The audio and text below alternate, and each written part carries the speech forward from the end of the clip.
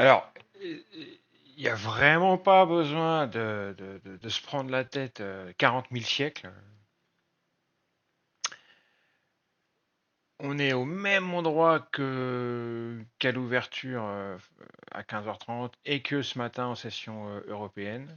Hein. Ce matin en session européenne, on était autour de ces deux single print vertes là. Hein, ce matin, ici, là. À 15h30, on a dévalé, on a retraversé cette zone qui est un peu la zone pivot du jour. Et on vient de se représenter dessus. On l'a cassé en accélérant. Vous voyez, cette accélération acheteuse là. Et ensuite, on est revenu tester cette cassure. Un top, un bottom, un deuxième bottom, en envoyant beaucoup de liquidités. Vous voyez, il y a pas mal de liquidités. Bon, vous me direz, il y en a aussi au-dessus. Mais quand on s'est présenté sur le bottom, vraiment, il y avait. Vous voyez, c'est pour ça que j'ai resserré. On voit cette concentration de couleurs, vous voyez, comme ça. Ça veut dire qu'il y a beaucoup de liquidités dans le carnet d'ordre qui est ici. Hein. Vous voyez les contrats d'achat qui sont ici dans le carnet d'ordre. Au moment où on vient se représenter sur la cassure ici, cette accélération, premier bottom, deuxième bottom, bam, bam, ici, et je ne l'ai pas fait parce que moi je viens d'arriver, je constate juste ce qui s'est passé et je l'explique. Hein. Il faut décrypter, quand on vient d'arriver devant son écran, il faut décrypter ce qui s'est passé au moins dans les minutes ou l'heure qui précède, voire la journée qui précède pour comprendre les enjeux de la journée. Et maintenant que je vois ça, je me dis, bon, on est sur la zone pivot du jour. On est en train de la retester. Il y a des achats à faire quand on est par ici. Si jamais on repasse en dessous de la zone pivot, là, on passera vendeur. Et si jamais on arrive à repasser, alors évidemment ici, c'est plus d'actualité ça. Si jamais on arrive à repasser au-dessus du dernier haut swing ici, où il y a eu une superbe réjection et une superbe absorption des achats ici, si on arrive à passer au-dessus de ce haut swing, à court terme, on passera acheteur. Pour l'instant, on attend et on essaye de rentrer au plus propre.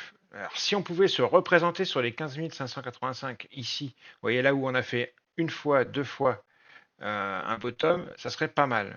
Je vois qu'ils sont en train de redescendre un petit peu. Ça tient. Là, il y a pas mal d'acheteurs qui se présentent. J'aimerais qu'ils descendent un petit peu plus pour essayer d'acheter. Moi, perso, je prendrais par exemple trois contrats et je ferais un in-out rapide, pam pam, pour faire ma première journée de rentrée parce que là, j'ai pas encore eu le temps de trader quoi que ce soit aujourd'hui. Vraiment, c'est très propre. Hein. Quand on regarde la journée sur un graphique bougie, ce que je viens de vous expliquer, c'est très propre. Hein. Vous voyez, ça c'est un graphique 30 minutes. On vient se représenter sur cette zone où il y a beaucoup de points d'achat. Il y a deux single print qui sont en fait la queue. Il y a la queue de vente de vendredi et la queue de vente de jeudi dernier. C'est ça. On est sur un gros pic sur le volume composite, sur le volume profile moyen terme. Donc c'est normal. En plus, il y a le POC là, du jour, POC volume. Non, vraiment, c'est normal qu'il y ait une belle réaction. C'est normal que ça mèche ici, hein, qu'il y ait une belle mèche acheteuse. Allez, là, on commence à venir. Les vendeurs se représentent. On va se mettre en footprint. Et après, on va remettre bookmap.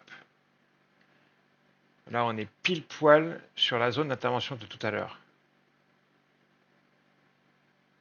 Donc là, soit ça tient, soit ça casse par le bas. Ça tient, on achète. Ça casse par le bas, on passe vendeur. En se méfiant d'abord que ce ne soit pas une fausse cassure. Là, il commence à casser, ça casse. Est-ce que c'est pas une fausse cassure? Non, il y a du suivi. On attend un petit retracement, on essaye de se faire prendre. J'ai été pris sur trois contrats et je vais essayer de faire un petit écart. Ils vont remonter, ils vont redescendre et je vais sortir dès que je fais un petit écart. Voilà, ça y est, la seconde jante de baisse commence à arriver. Voilà. Voilà, la voilà. Donc là, c'est vraiment très propre, un cas d'école. Voilà, seconde job de baisse. Ce que je vais faire, c'est que je vais sortir petit à petit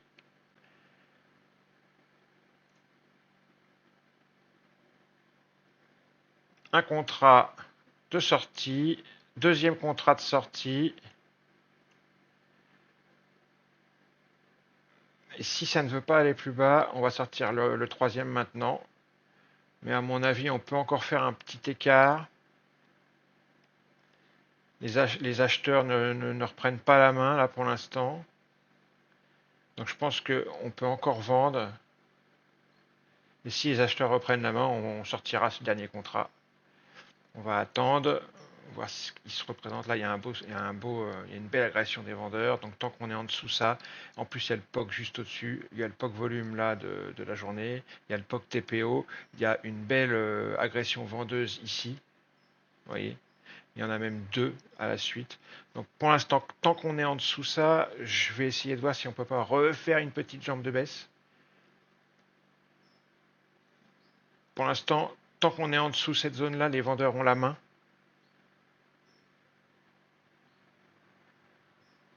Une petite jambe de baisse. J'aimerais bien qu'ils aillent jusqu'à 64 ici. Vous voyez? Et là, je sortirai mon dernier contrat. Et ça fera un beau scalp. Qui aura duré que quelques minutes. Et ce sera nickel. Faites ça tous les jours, les gars. Hein. Et après, vous êtes peinards. Hein. Allez, les vendeurs. Allez, les vendeurs. Allez, on attaque, on attaque, on attaque, on attaque. Allez, on attaque, on attaque. Allez. Allez. Allez, on attaque. Allez. Vous voyez, ils attaquent, ils attaquent, ils attaquent. Faut que ça craque maintenant. La zone a du mal à craquer. Allez, il continue d'attaquer. Faut que ça craque. Allez, ça va craquer.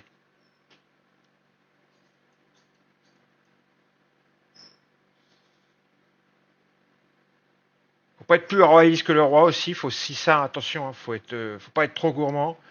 Si ça craque pas rapidement, on va sortir.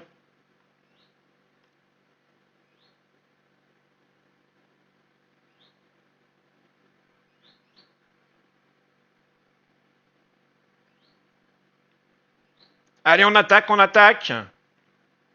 Il y a beaucoup d'absorption des ventes. Allez, on attaque, on attaque, on attaque, on attaque. Les vendeurs attaquent, mais ils sont absorbés. On voit qu'il y a des acheteurs qui essayent de revenir. Là, on les voit de plus en plus revenir, mais ça passe pas. Les vendeurs non plus. Il faut qu'il y en ait un des deux qui capitule. On est dans le sens de la vente, donc on va privilégier une jambe baissière. C'est pour ça que j'attends. Mais si elle n'arrive pas, on sort. Allez, allez, allez. C'est bien ça, c'est bien, c'est propre. Allez, on y va. Jusqu'au 64, là, ça serait parfait. Sinon, je vais pas être plus royaliste que le roi, vous voyez, parce qu'il y a beaucoup d'acheteurs qui rentrent. Mais là, on est sur une pattern que j'aime beaucoup. Ceux qui ont fait ma formation connaissent. Allez, je sors. Voilà, c'est bien. On est sur une belle pattern, la price action exhaustion. Magnifique. Magnifique. Bon, bah voilà. Donc là, on est passé en dessous de ce pivot de la journée. Je vous avais dit, on passera vendeur à court terme si on passe en dessous. C'est ce qui s'est passé. Ça a cassé. On est passé vendeur à court terme. J'ai posé des contrats pour esprit dans la route qui s'ouvrait à nous. J'ai été pris. J'ai fait un petit écart, 430 $. C'est très très bien. Basta la bombina. Pas la peine d'être trop gourmand, surtout quand c'est la rentrée, on reprend tranquillement. Allez, c'était mon petit trade du jour, le petit cadeau. Je vous ai dit, on va reprendre les vidéos, là, ça va chier. Ciao, bisous.